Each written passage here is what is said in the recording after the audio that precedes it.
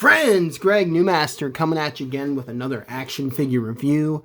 Today I have Marvel Legends Dr. Octopus and Aunt May 2-pack from Spider-Man the Animated Series in the retro VHS packaging. If you like the video, please like and subscribe and help me to build my channel. Thank you very much. So, honestly, close your eyes. Think back to the early 90s. It's Saturday morning. We got Spider-Man. We got X-Men. We got Power Rangers. We got Batman, the animated series. There was Mega Man on at like 7 in the morning. Goodness. I think the Super Mario Brothers TV show too at the time, maybe. So much great cartoons in the early 90s, but one of the highlights is Spider-Man, the animated series. And if you saw the new Spider-Man Across the Spider-Verse, I was looking for Peter Parker from that show, but I didn't see him in it, so maybe they're saving him for the next film. But Spider-Man, the animated series, was awesome. It was iconic. It was just as iconic as X-Men, the animated series. It was just as iconic as Batman, the animated series. And for many people, it was a huge introduction to Spider-Man and his Rogues Gallery. And it was just so well done. The animation was great for the time, just the action. I can remember that very first episode with the lizard, and it's actually in the credits, and Spider-Man dodges an attack by the lizard's tail when he flips and he sticks to the wall, and it's just so fast and dynamic and exciting. And even the Spider-Verse was done in the series finale, where Peter teams up with multiple Spider-Mans from different dimensions with Madam Web. And we actually even get to see the Scarlet Spider, and we get to see the Ben Reilly Spider-Man costume. Just such a great time. I love the voice acting. It was played by the actor who played Greg Brady in the Brady Bunch movies in the 90s. I forget his name right now. Please let me know in the comments. But he was great. But anyhow, so Dr. Octopus, what would have been seen as a corny character in the 60s and 70s animation, was just awesome and threatening and dynamic. And this is pre-Alfred Molina as Dr. Octopus. So this was a lot of people's first taste of Doc Ock and how threatening and menacing he could be. And they actually gave him like a cooler looking costume instead of like a lab coat and just like a green outfit. So he looked pretty muscled up. He didn't look like a fat like porker that Spider-Man, which I never understood, by the way. Somebody explained this to me.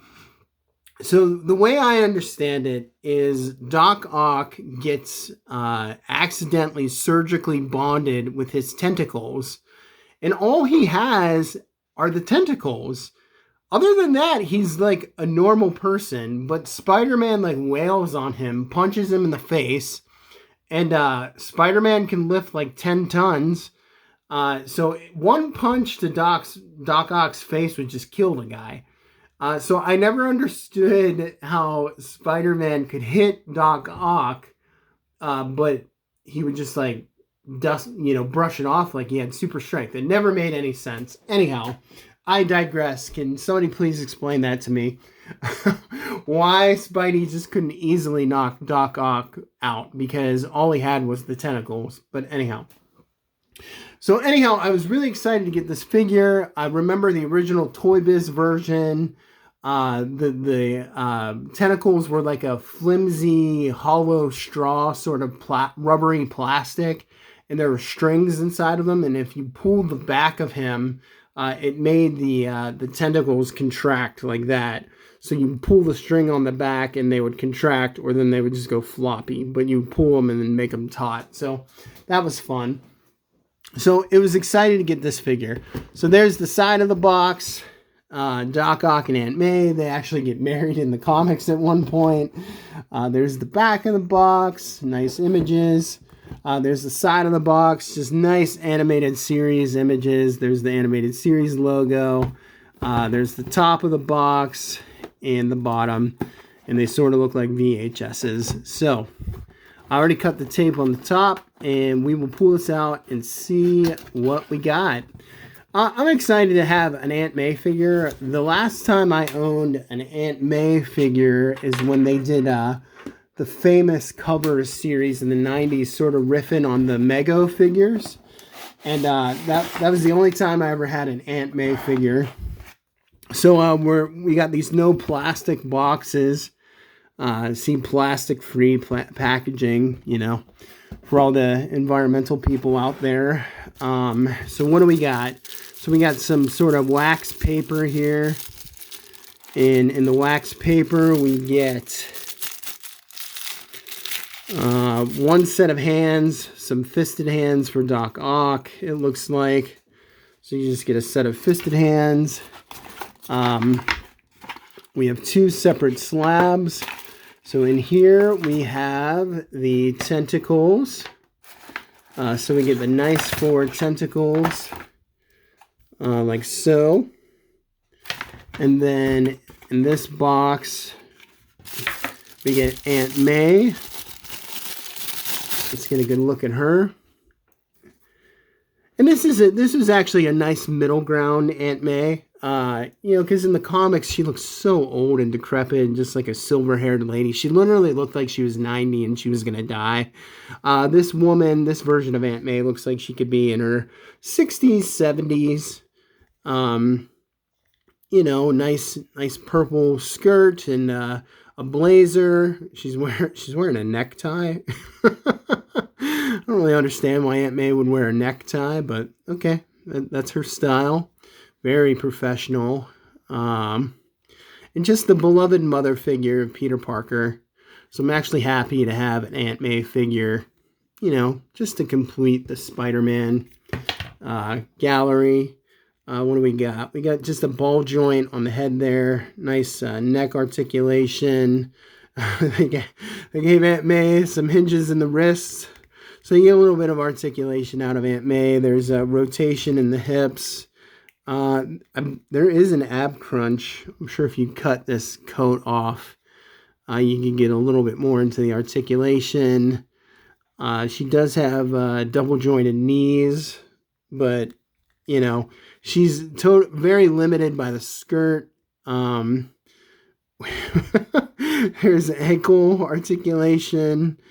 I think there is an ankle rocker.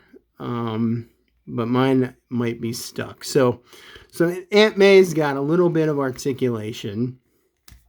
Very nice. You can put her in some, like a prayerful posture. Oh, Peter, you're sick, you're dying. She's always worried that Peter is sick and dying. So what else do we have here in the wax? Oh my goodness, what a waste. But they gave Aunt May. You get a set of fisted hands for Aunt May. Don't ask me why, but anyhow. Fisted hands for Aunt May. Not that she needs them, but anyhow. Alright, so let's pull out the star attraction. I'm sure most people are buying this 2-pack just to have Doc Ock, and he looks great, man. Nice animated style. Look at that ugly bowl cut. That is just so great. It looks like a medieval monastic haircut, the tonsure cut that the Franciscan friars would wear. Just this terrible Jim Carrey, Dumb and Dumber bowl cut. Looks fantastic. He has the nice retro shades or goggles. You can't even pull them off. They're glued on there pretty tight. We got nice neck articulation. He's on the barbell joint. Let's see, the shoulders go up. I mean, this is real tight. This is a sort of a soft plastic, but not really. We got double jointed elbows. We got wrist articulation. We have like a graspy sort of angry hand. I'm just going to leave that on there. He does have an open hand where you could probably put a weapon in there. Oh, and it has that nice joint there if he's going to hold a sword or a gun. So that's nice. This joint is stuck, but I got it. Double jointed elbows. Oh, he's on a ball joint in the gut, so that's nice. So we get a little bit of, we got full rotation, and then we got a little bit of crunch and back bend, so that's nice. There is a thigh cut in the thigh. We got, double jointed knees, hinge in the ankle, and then we got pivot or rocker there. And let's see if we can do, got a nice straddle. He does a really nice straddle. Kick goes about that high. So cool. We can get him into some nice dynamic poses. This is just like a really nice looking Dr. Octopus. That's what he looks like from the back. This is not removable, it looks like, where the arms port into. And let's get these arms on here, because this is what it's all about. So put one arm in there. All right, that just fell out like it was nothing. See if I can get that arm in. Try and put that arm. Oh, that's not a good sign. Yeah, so these arms. Okay, that one went in good. Let's see. I guess you have to really jam them in there so they'll stay. Okay, there we go. That goes in there. And that goes in there. These are really nice, these arms. I love the metallic sheen, and they're long, and the big selling point is that they're bendy. Wow. Just look at how long those are. Really nice. The only problem I'm having is getting it. There we go. Okay. Wow. So we got nice wired, bendable Doc Ock arms, tentacles, which are fantastic. Really, really nice. So they're sculpted in a pose, but they're on a ball joint, the hands. So that is kind of nice, as you can see. And so that's a lot of fun. And I don't know if I can get him to stand up, but I think with a little bit of effort, I can get him. Wow, these are just so long, which is awesome. That's the way Doc Ock should be. I don't know if I can get it to stay up, support him like that. Yeah, check that out. So you can get him into some fun poses. I'm not going to waste time, though. Great figure. I'm really happy with this Doc Ock. He looks beautiful. Just love the animated series, retro look. The colors look great. I mean, just look at those boots, the bracers and the gloves. Fantastic.